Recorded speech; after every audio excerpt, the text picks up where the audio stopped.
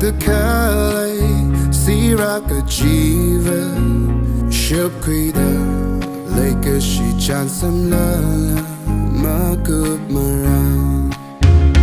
Siga Changa, Hanga Shikami, Tadanga Shikilu, now we like a she, yeah we Mangathamara, Kiman Kanana Yashika.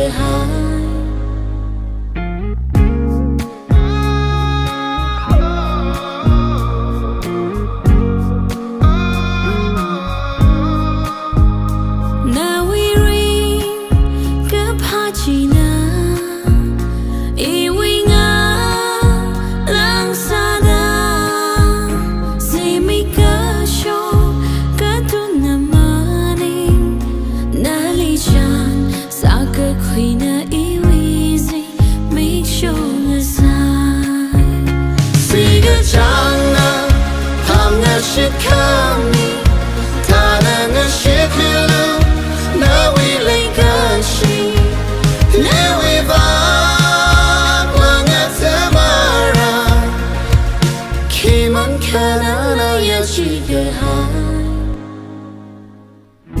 Gagaha Ungashuli, Mahai Kamei, Kile, Ning Dong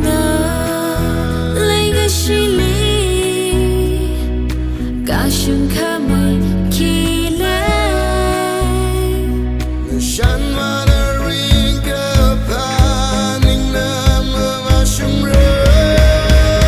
Siga Changa Panga Shikami Tadanga Shikilu now we like a she yeah we Mangathamara Kiman Kanana Yashika.